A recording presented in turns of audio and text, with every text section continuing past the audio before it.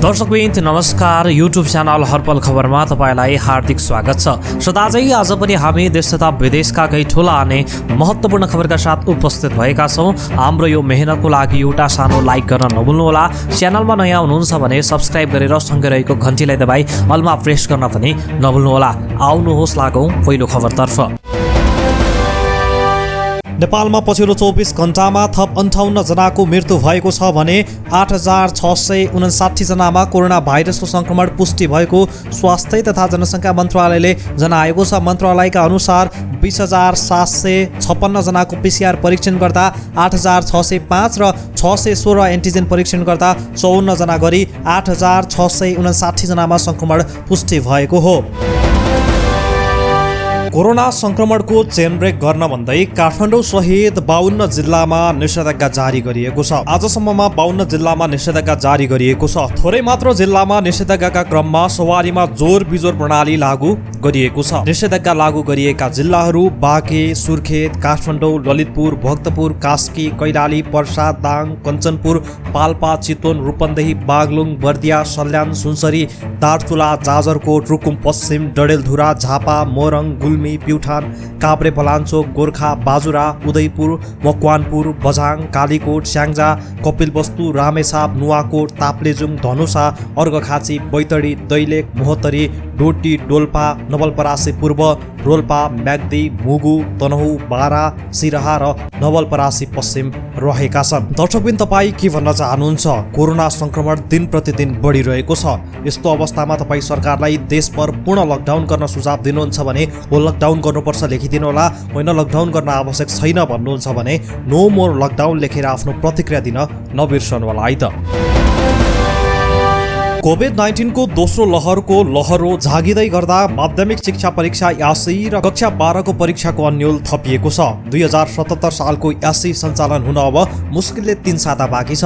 राष्ट्रिय जनगणना स्थगित भएको सन्दर्भमा विद्यालय तहका मुख्य मानिएका यी परीक्षा पनि स्थगित हुन सक्ने अनुमान सरकारवालाले गरेका छन्। सम्बन्धित निकायको मौनताका कारण परीक्षालाई लिएर यति बेला विद्यार्थी, अभिभावक र शिक्षक निकै तनावमा छन्। गत 2077 साल वैशाख 2 गतेबाट कक्षा 10 को पठन पाठन सुरु हुनुपर्नेमा बन्दाबन्दीले असारबाट वैकल्पिक माध्यमबाट पठन पाठन थालिएको थियो र सबै विद्यार्थीको पहुँचमा वैकल्पिक माध्यम पुग्न सकेको थिएन। तर मङ्सिर पुसबाट बल्ल कक्षा कोठाभित्र प्रत्यक्ष पठन पाठन थालिएको थियो। त्यस्तै कक्षा 12 को पठन पाठन सुरु भएको 6 महिना पनि भएको छैन। यसले गर्दा कक्षा 10 र कक्षा 12 को सबै कोर्स पुरा भइसकेको छैन। दुर्गमका कतिपय जिल्लामा विज्ञान र गणित विषयको कोर्स 60% सम्म सकिएको अवस्था छ। अब लागौं चर्चित सञ्चारकर्मी रवि लामिछानेको प्रसङ्गतर्फ। पत्रकार तथा सञ्चारकर्मी रवि लामिछानेले कोरोना महामारीमा कुनै पनि समस्या परेको खण्डमा सहजै सहयोग पाउन कोभिड-19 हेल्प डेस्क स्थापना गरेका छन्। पत्रकार रवि लामिछानेको अनुसार कुनै पनि व्यक्तिसँग खाना छैन, घर फर्कनु पर्ने अवस्था आयो, कुनै समस्या आयो, हस्पिटल जान एम्बुलेन्स छैन लगायतका कुनै पनि समस्या छ भने सिधै रवि लामिछानेद्वारा स्थापना भएका कोभिड-19 हेल्प डेस्कमा सम्पर्क गर्न सकिने बताएका छन्। रवि लामिछानेले सही सूचना पाउन पनि सम्पर्क गर्न सकिने बताएका छन्। अस्पतालको अवस्था, बेड खोज्ने अथवा कुनै पनि समस्या छ भने नहचकचाई सिधै सम्पर्क गर्न अनुरोध गरेका छन्। 98 51 32 21 11 र 98 010 38 181 मा कल गरी सम्पर्क गर्न सकिने पनि उनले बताएका छन्। दर्शकबिन रवि लामिछानेको हौसलाको लागि धन्यवाद रवि दाई लेख्न नभुल्नुहोला है त। सम्बन्धित पालिकाले 10 दिन क्वारेन्टिनमा बस्ने सिफारिस दिएपछि काठमाडौँ उपत्यकाबाट बाहिर जान पाइने भएको छ। निषेधाज्ञा लम्बाउन बसेको काठमाडौँ उपत्यकाका 3वटा जिल्लाका प्रमुख जिल्ला अधिकारीको बैठकले सम्बन्धित गाउँपालिका वा नगरपालिकाले अनिवार्य रूपमा 10 दिन क्वारेन्टिन राख्ने प्रतिबद्धता सहित सिफारिसका आधारमा जान दिने निर्णय गरेको हो। काठमाडौँ उपत्यकाबाट गएर पुग्ने सम्बन्धित पालिकाले सिफारिस दिएमा उपत्यका छाड्न दिने निर्णय भएको काठमाडौँका प्रमुख जिल्ला अधिकारी काली प्रसाद पराजुलले जानकारी दिएका छन्।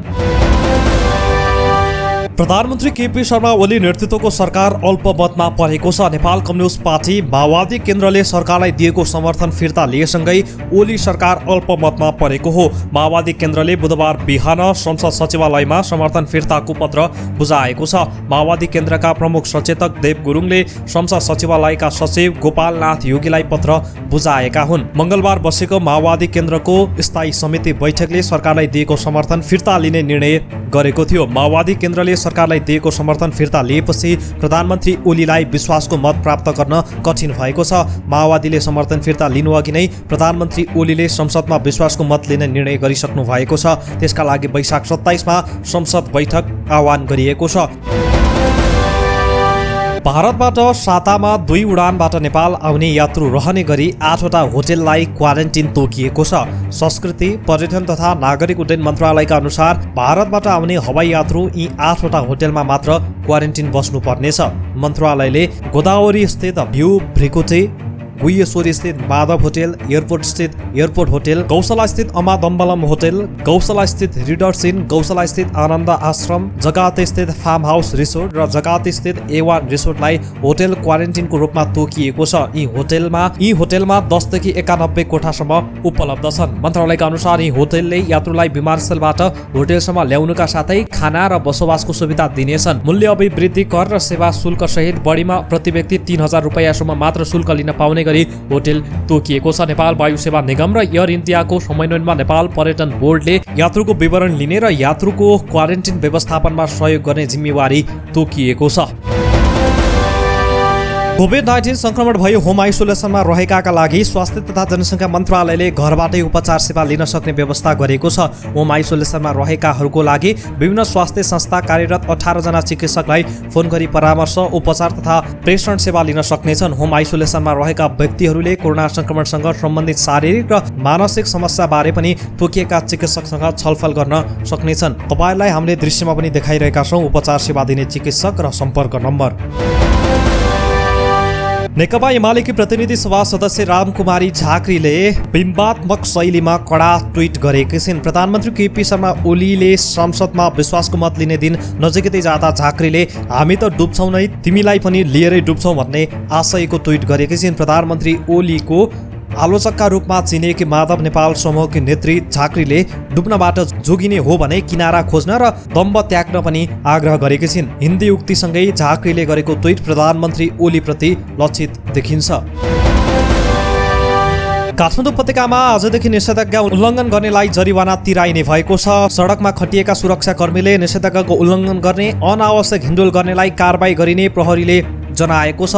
नेपाल प्रहरीका प्रवक्ता एसएसपी बसन्त बहादुर कुँवरले आजदेखि निषेधाज्ञा उल्लङ्घन गर्नेलाई जरिवाना गरिने जानकारी दिएका छन्। यसअघि हामीले निषेधाज्ञा उल्लङ्घन गर्ने मानिसलाई होल्डमा राख्ने छान्ने गरेका थियौँ। सवारी साधनको हकमा होस् वा बिना कारण बाहिर हिन्डुल गर्ने मानिसको हकमा सबैलाई जरिवाना गरिनेछ, एसएसपी कुँवरले भने। निषेधाज्ञा उल्लङ्घन गर्नेलाई संक्रमक रोग ऐन 2020 को बमोजिम कारबाही गरिने पनि प्रहरीले जनाएको छ। काठमाडौँ उपत्यकाका 3वटा जिल्ला प्रशासन कार्यालयका प्रमुख जिल्ला अधिकारीले बैठकले उपत्यकाको संक्रमणको दर हेरेर थप कडाई र कारबाही गर्ने निर्णय गरेको थियो। वायुसेवा कम्पनीले आपतकालीन अवस्थामा काठमाडौँ बाहेक मफसलका थप 4 विमानस्थल कार्यालयबाट उडान अनुमति लिन सक्ने भएका छन्। नेपाल नागरिक उड्डयन प्राधिकरणले अधिकार प्रयोजन गर्दै त्रिभुवन विमानस्थल बाहेक मफसलका 4वटा विमानस्थलबाट समेत आकस्मिक उडानको अनुमति दिने निर्णय गरेको हो। प्राधिकरण स्रोतका अनुसार त्रिभुवन विमानस्थल कार्यालय, नेपालगञ्ज नागरिक उड्डयन कार्यालय, पोखरा नागरिक उड्डयन कार्यालय र सुर्खेत नागरिक उड्डयन कार्यालय र लुक्ला स्थित तेन्जिङ हिलारी विमानस्थलबाट आकस्मिक उडानको अनुमति लिन सकिने भएको छ। यसअघि काठमाडौँबाट मात्र आकस्मिक उडानका लागि अनुमति दिने व्यवस्था रहेको थियो।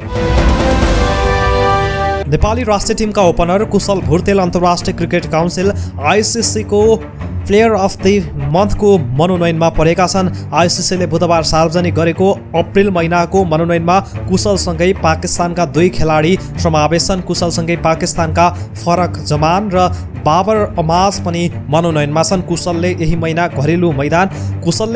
घरेलु मैदानमा भएको त्रिकोणात्मक T20 सिरिज मार्फत T20मा डेब्यु गरेका थिए। नेपाल, नेदरल्यान्ड र मलेसिया बीचको सिजनमा उनले 5 खेलमा 4 अर्धशतक प्रहार गरेका थिए। उनले 5 खेलमा 277 रन प्रहार गरेका थिए। कि ओलीले पाउलान् त विश्वासको मत। प्रतिनिधि सभामा 275 सदस्य छन्। प्रधानमन्त्री बन्नको लागि 138 सदस्यको समर्थन आवश्यक हुन्छ। अहिले एमालेसँग 121 सांसद रहेका छन्। त्यसमा वरिष्ठ नेता माधव कुमार नेपाल समूहसँग 35 भन्दा बढी सांसद रहेको सो समूहले दाबी गर्दै आएको छ। संसदमा एमाले बाहेक सबै दलका सांसद निलम्बित र कारबाहीमा परेका छन्। यस अर्थमा अहिले संसदमा 268 सांसद छन्। सरकार जोगाउन प्रधानमन्त्री ओलीलाई 134 मत आवश्यक पर्छ। अहिले जनता समाजवादी पार्टी जसपासँग 33 सांसद छन्। यद्यपि रेशम चौधरी पनि निलम्बित र जेलमा रहेकाले संख्या 32 छ। जसपा अध्यक्ष महन्त ठाकुर र वरिष्ठ नेता राजेन्द्र महतो समूहले आफूलाई मतदान गर्ने विश्वास प्रधानमन्त्री ओलीको छ। जसपा संघीय परिषद अध्यक्ष डाक्टर बाबुराम भट्टराई र अध्यक्ष उपेन्द्र यादव पक्षले ओलीलाई मतदान गर्ने सम्भावना छैन। एमाले 121 सांसद रहेकाले ओलीलाई 13 सांसदको आवश्यकता पर्दछ। जसपासँग सत्ता सहकार्यका लागि छलफल भइरहेकाले 13 मत त्यहाँबाट आउनेमा ओली ढुक्क हुनुहुन्छ। तर नेपाल समूहले दाबी गरेको 35 समूहमध्ये 27 सांसदले फ्लोर क्रस गर्ने सम्भावना रहेको छ। त्यस अवस्थामा ओलीसँग 94 मत हुन्छ। ओलीलाई जसपा साथ दिँदा पनि ओलीले विश्वासको मत पाउनु हुने छैन, किनकि ओलीसँग रहने 94 र जसपाको सबै मत 32 जोड्दा संख्या 126 मात्रै हुन्छ। जसपाको सिंहको मत जोड्दा पनि 8 मत अपुग हुन्छ। तर जसपाका पूर्व संघीय समाजवादी र नयाँ शक्ति पार्टी नयाँ शक्ति गरी 17 मत ओलीको पक्षमा रहने सम्भावना छैन। यस्तो अवस्थामा स्वतन्त्र सांसदको सहायता लिए पनि विश्वासको मत पुग्दैन। कांग्रेसका सांसद अब्ताफ आलाम र विजय कुमार गच्छेदार निलम्बित रहेकाले सांसद संख्या 61 छ। माओवादी केन्द्रका 53 मध्ये एमाले प्रवेश गरेका लेखराज भट्ट, टोपबहादुर रायमाझी, गौरीशंकर चौधरी र प्रभु शाहको पद खोसिएसँगै संख्या 49 रहेको छ। कोरोना संक्रमण भयावह भइरहेको बेला यसबाट बच्ने उपायबारे विज्ञले निरन्तर सल्लाह सुझाव दिइरहेका छन्। यसैमध्ये आम नागरिकको जनस्वास्थ्यप्रति अत्यन्त चिन्तित हुने विज्ञ डाक्टर रविन्द्र पाण्डेले जनस्वास्थ्य विज्ञ रविन्द्र पाण्डेबाट कोरोना बच्ने र बचाउने उपायबारे निशुल्क परामर्श दिइरहेका हुन्छन्। यसै क्रममा उनी भन्छन्, अहिले महामारी निकै बढेको छ। यस्तो प्रतिकूल अवस्थामा हामी सकभर घरभित्रै बसौँ। केही दिन वा हप्ता हामीले धैर्यता एवं अनुशासन पालना गर्यौँ भने आफू, आफ्नो परिवार र सदस्यलाई बचाउन सक्छौँ। भेटघाट, भोज भतेर, घुमफिर, पेशागत काम, अध्ययन गर्दा पनि हामीले स्वास्थ्य रक्षा गर्नुपर्छ। महामारी नियन्त्रण भएपछि हामीले स्वतन्त्र जीवनमा रमाउन पाउनेछौँ। यसै पनि कोरोना संक्रमणको मृत्युदर नेपालमा 1% मात्र छ। अहिले पनि 90% संक्रमित घरमै सामान्य उपचारले निको हुनुभएको छ। पोसिलो खाना, व्यायाम, तनाव व्यवस्थापन, सकारात्मक सोच आदिबाट हाम्रो रोगसँग लड्ने क्षमता बढ्छ। भारतमा देखिएको अक्सिजनको हाहाकार, मृत्युको संख्या, मृतकको संख्या, अस्पताल र घाटको अवस्था देखेर हामी आत्तिनुपर्ने अवस्था हुँदैन। नेपालका अस्पताल संक्रमितले भरिए पनि निको हुने क्रम बढिरहेको छ। पुराना निको हुने तथा नयाँले यो ठाउँ पाउने क्रम चलिरहेको छ। समाचारको आतंकले गर्दा मनमा कोरोना बोकेर आत्तिनु हुँदैन। व्यक्ति व्यक्तिमा रोकथामको प्रयास हुने हो भने संक्रमण घट्दै जान्छ। परिस्थिति जतिसुकै प्रतिकूल भए पनि मनस्थिति बलियो भयो भने हामीले कोरोना भाइरसबाट लड्न सक्छौँ भन्दै जनस्वास्थ्य विज्ञ डाक्टर रविन्द्र पाण्डेले सबैलाई सुझाव दिएका छन्। नेकपा माओवादी केन्द्रका अध्यक्ष पुष्पकमल दाहाल प्रचण्ड, एमाले वरिष्ठ नेता माधव कुमार नेपाल र जनता समाजवादी पार्टीका अध्यक्ष उपेन्द्र यादव बीच भेटवार्ता भएको छ।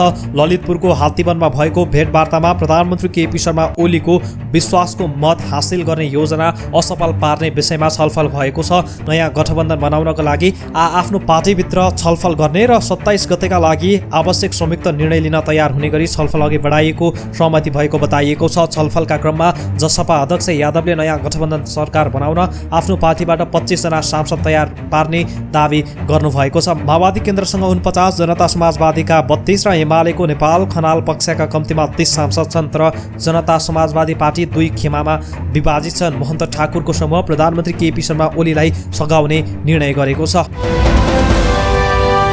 काठमाडौँ उपत्यकामा निषेधाज्ञालाई थप कडाई गरिएको छ। उपत्यकाका 3 जिल्लाका प्रमुख जिल्ला अधिकारी र सुरक्षा निकायका पदाधिकारीको बैठकले आगामी वैशाख 29 गतेसम्म निषेधाज्ञा थप्ने निर्णय गरेको छ। यो सँगै काठमाडौँमा अब निषेधाज्ञामा थप कडाई गरिने भएको छ। नयाँ नियम अनुसार अब अति आवश्यक काम बाहेक घर बाहिर निस्कन पाइने छैन। 2 जना व्यक्तिबीच कम्तीमा 2 मिटरको भौतिक दूरी हुन आवश्यक छ भने अनिवार्य रूपमा मास्कको प्रयोग गर्नुपर्नेछ। निषेधाज्ञा वैशाख 22 गतेदेखि थप भई वैशाख 29 गतेसम्म कायम हुनेछ, जसमा सार्वजनिक तथा तथा निजी सवारी साधनमा सञ्चालनमा रोक लगाइएको छ। अति आवश्यक बाहेकका सवारी साधनमा काठमाडौँमा रोक लगाइएको छ। त्यस्तै अति आवश्यक बाहेकका सरकारी कार्यालय, सार्वजनिक संस्थान, बीमा लगायतका कार्यालयहरूमा पनि 1/4 कर्मचारी मात्र उपस्थित हुने गरी सञ्चालन गराउन व्यवस्था मिलाउनु पर्नेछ। त्यस्तै खाद्यान्न पसल, व्यवसाय र डिपार्टमेन्टल स्टोरहरू बिहान 9 बजेसम्म खुल्ला गरिनेछ भने स्थानीय ढुवानीको हकमा बिहान 10 बजेसम्म मात्रै सञ्चालन गर्न पाइनेछ। उपत्यका बाहिर जानका लागि सम्बन्धित स्थानीय तहले अनिवार्य रूपमा 10 दिन क्वारेन्टिन राख्ने प्रतिबद्धता सहितको सिफारिसका आधारमा गन्तव्य स्थलमा जान पाइनेछ। केही दिनदेखि बढिरहेको सुनको मूल्य बुधबार प्रतितोला 300 घटेको छ। आज छापावाला सुन प्रतितोला 90,300 रुपैयाँ निर्धारण गरिएको छ। मङ्गलबार सुन प्रतितोला 90,600 रुपैयाँ कायम गरिएको थियो। आज तेजाबी सुन प्रतितोला 89,800 रुपैयाँ कायम गरिएको छ। थोरै गिरावट आएको चाँदी प्रतितोला 1,320 रुपैयाँ तोकिएको सुनचाँदी व्यवसायी महासङ्घले जनाएको छ।